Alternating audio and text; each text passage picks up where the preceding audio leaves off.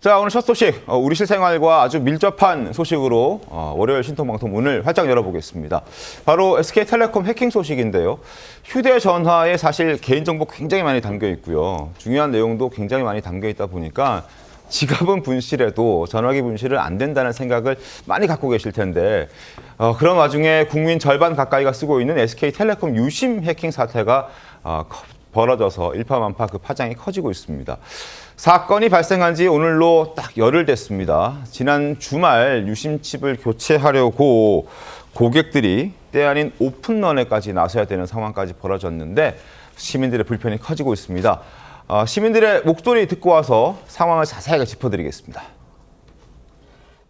실제로 많이 예약이 마감되기도 했고 당장 그래서 어떻게 해야 되는지를 잘 모르겠어가지고 저희가 고객으로서 살짝 믿고 저희 그걸 쓰는 거잖아요. 근데 뭔가 뭐 하나 유출됐다는 거 사실만으로는 사실 신뢰가 확 떨어지긴 하죠. 유심카드 재고가 없는 매장의 경우에는 그냥 예약을 해주시면 준비되는 시점에 다시 연락을 드리도록.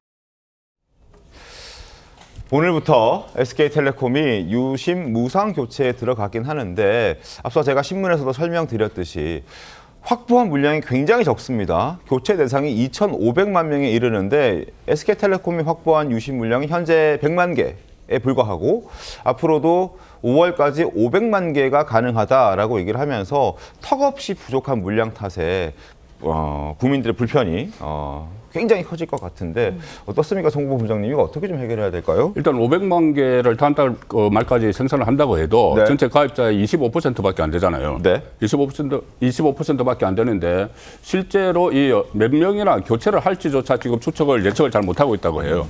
사실 저도 SKT 가입자지만 저도 이것을 칩을 교체를 해야 되는지 아직 안 하셨습니까? 아직 안 했어요. 아니면 이게 그 보호 서비스에 가입하고 말아야 될지 네. 이것도 제가 지금 아직 결정을 안 했거든요. 그러니까 그런 것도 SKT에서 정확히 몇 사람이나 2,500만 중에서 몇 사람이나 이것을 교체를 할지를 지금 파악을 하지 못하고 있어요. 네. 그러니까 그렇기 때문에 500만 개가 생산이 된다고 해도 그걸로 턱없이 부족할 수가 있는 것이죠. 전체 그러니까 어떻게 보면 2,500만이 전부 다 교체를 한다고 가정을 하고 지금 계획을 짜야 될 거예요. 2,500만을 다 교체해 주려면 대체 시간이 얼마나 걸릴까요? 그러니까 지금 500만 개를 하는데도 지금 대리점마다 지금 굉장히 지금 일단 소동이 좀 벌어지고 있거든요. 그러니까 지금 오늘 오전 10시부터 무상으로 유심을 교체해 준다고 하지만 사실 많은 국민들이 불안해서 주말 동안에 오픈을 하는 모습도 펼쳐지고 여러 가지 이제 이런 난리통이 없었습니다. 자, 그런데 일단 송구 본부장님 SK텔레콤 쓰신다고 했고 장은지 변호사님 뭐 쓰십니까? 저는 SK를 사용하고 있지는 않은데요. 그렇군요. 다행이네요. 예, 그렇다 하더라도 지금 재계에서도 기업 임원들에게 유심 교체해라 이런 얘기가 나올 맞습니다. 정도로 네. 지금 좀 우려가 있는 상황이거든요. 왜냐하면 유심에 담겨 있는 정보라는 게 전화번호나 인증 키값이나 고유 식별번호 이런 것들이긴 한데 지금 SK텔레콤이 일주일이나 해킹된 지가 지났지만 정확한 피해 규모라든지 원인이라든지 이런 거를 제대로 파악하지 못하고 있는 상황이거든요. 네. 특히 재계 같은 경우에는 기업에서는 작은 정보나 비밀이 샌다 하더라도 사실상 이건 영업상으로도 굉장히 큰 타격이 있을 수밖에 없기 때문에 이런 우려에서도 임원들에게 유심 교체해라 이런 지시가 나오는 것 같고 일반 국민들의 입장에서 생각해 보더라도요. 이게 유심 정보가 만약에 복제가 된다라고 한다면 네. 문자 메시지라든지 금융 인증번호 같은 것을 가로채서 복제폰을 만들 수 있는 그런 우려들이 있습니다. 이렇게 되면 우리가 요새 휴대폰 가지고 은행 거래도 다 하시고요. 맞습니다. 가상화폐 거래하시는 분들도 다 휴대폰으로 하시는데 주식 거래도 휴대폰으로 그렇죠. 하고. 만약에 복제폰이 만들어진다라고 한다면 이런 금융적인 직접 피해가 있는 것은 아닌가에 대한 우려가 지금 상당히 많이 나오고 있는 상황이기 때문에 네. 유심 교체와 관련된 부분 혼란들이 빠르게 좀 수습이 돼야겠습니다. SK텔레콤도 굉장히 비상 상황입니다. 대표가 직접 기자회견 열어서 고개를 숙일 만큼 비상 상황에 직면해버렸습니다. 유영상 SK텔레콤 대표 목소리 한번 들어보겠습니다. SK텔레콤을 믿고 이용해 주신 고객 여러분과 사회에 큰 불편과 심려를 끼쳐드린 점에 대해 진심으로 사과의 말씀을 드립니다.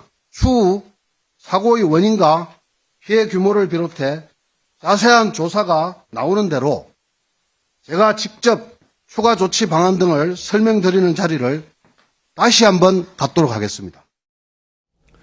구자룡 변호사님, 뭐 대기업들은 대단히 중요한 정보들이 새어나갈까 봐 일단 임직원들에게 SK 쓰는 사람들은 교체해라라고 얘기를 했는데 로펌에서도 사실 클라이언트에 굉장히 민감한 정보들을 갖고 있지 않습니까? 교체라는 그렇죠. 얘기가 없었어요? 그렇죠. 그리고 사실 모든 사람의 정보는 핸드폰에 집적돼 있다라고 볼 수 있거든요. 그러니까요. 그러니까 그냥 뭐 사업하는 분이든 비밀을 다루는 사람이든 뭐 상관없이 모두의 정보는 핸드폰에 다 담겨 있다. 그렇기 때문에 이 유심이 그만큼 중요합니다. 그리고 사실 우리가 유심이 굉장히 핵심 정보가 들어 있다라고 생각하지만 그 범위를 잘 모르잖아요. 네. 저도 이번 사건 때문에 알게 됐는데 A4지 70장 분량의 핵심 정보가 담겨 있다. 그 정도로 A4지 70장. 예, 그 정도로 정보의 양이 많습니다. 그러니까 네. 그 중에서 어느 부분까지 유출됐는지도 지금 파악이 안 됐기 때문에 더 심각한데 이 유심이라는 게 굉장히 중요한 게 심 스와핑이라 그래서 유심이 이렇게 교체되면서 네. 폰 복제가 일어날 수 있거든요. 이건 굉장히 쉽게 생각하면 우리도 핸드폰 교체하면서 구형 핸드폰 집에 많이 굴러다니잖아요. 맞습니다. 그러다가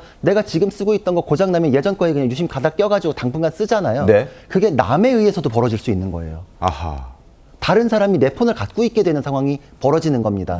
야, 심각합니다. 심각합니다. 그리고 그 편의성이 남에 의해서 악용될 수 있다. 내가 인증을 받거나 할 때 다 핸드폰으로 문자 인증 받고 본인의 확인이나 이런 것들 다 핸드폰으로 하고 있잖아요. 네. 내가 핸드폰으로 인증받고자 하는 것이 다른 사람에 의해서 인증이 벌어지고 나는 원하지 않는데 다른 사람이 나인 것처럼 인증을 받아가지고 내 금융거래나 각종 개인정보가 필요한 거래들을 할 수가 있다. 심스와핑 복제는 그만큼 위험한 것이기 때문에 지금 여기서 유출됐다는 게 어디까지 피해가 확산될지 자체도 알 수 없기 때문에 그럼에도 불구하고 이걸 그냥 해주겠다는 거는 그 이후에 벌어질 사건의 파장이 어디까지 갈지 모르기 때문에 빨리 해결하기 위한 차원입니다.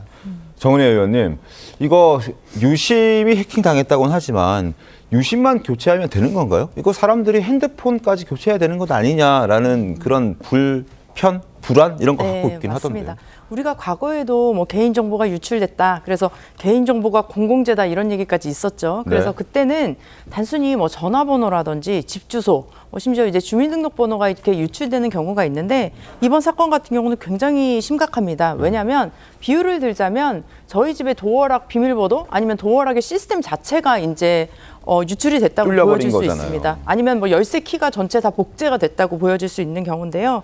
지금 가장 큰 문제는 홈 가입자 서버 HSS라는 게 있는데 이거 자체가 우리의 전화번호, 고유식별번호, 키값 등 굉장히 중요한 정보들이 담겨져 있고요. 근데 저는 이 사건의 문제를 좀 두 가지로 짚어봤는데 첫 번째는 굉장히 좀 잘못되게 SKT가 대처를 한 것이 초기에 이런 정보 유출 문제가 발생했을 때는 24시간 안에 정부와 국가에 보고를 하게 되어 있습니다. 법률적으로. 하지만 48시간이 지나서 이런 문제들을 공공화시켰고 보고를 했고 지금 그래픽 나가고 있습니다. 24시간 안에 해야 되는데 45시간 후에 네, 맞습니다. 신고했다는 거잖아요. 네네, 그렇게 됐고요. 두 번째로는 좀 문제점이 저는 투자 금액 같은 경우인데요. 그 정보보호 투자액이라는 게 있습니다. 네. 근데 지금 SK 같은 경우는 지금 40%의 점유율로 국민들의 한 2천만 명 이상이 사용하고 있는 업계 1위의 업체인데요.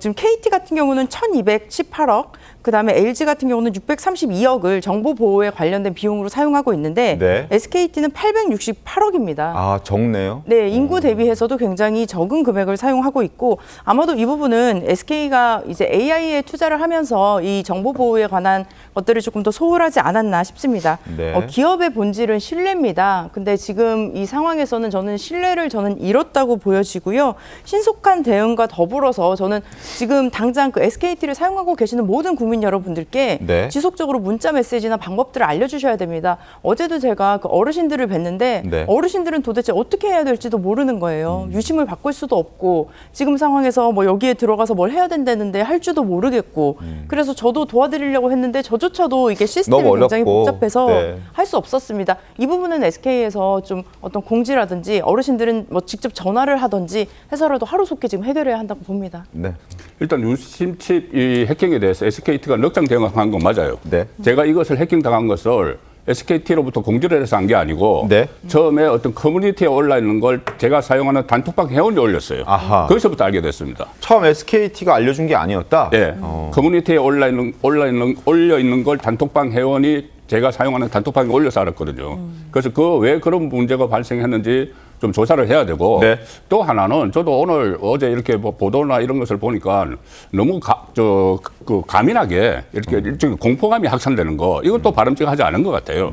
거기에 관련해서 여러 가지 제가 보니까 또 장치들이 있더라고요. 네. 그러니까 가령 예를 들어서 복제된 유심 칩을 사용을 하게 되면은 네. 같은 그것을 중단시켜버리는 강제로 중단시켜버리는 시스템이 있어요. 네. 그런데 만약에 내 것이 복제가 됐는데 그 휴대전화가 꺼져 있을 때는 그 강제 중단이 안 된다고 하거든요. 근데 또 그것도 유심 보호 서비스에 신청을 하면은 그것도 다시 강제 중단시켜주는 여러 가지 이제 절차들이 있습니다. 그러니까 이게 어떤 뭐 공포감이 확산되는 것은 그다지 바람직하지 않지만은 네. 그래도 만일의 경우에 대비해서 철저히 대비를 하는 것은 맞죠. 알겠습니다.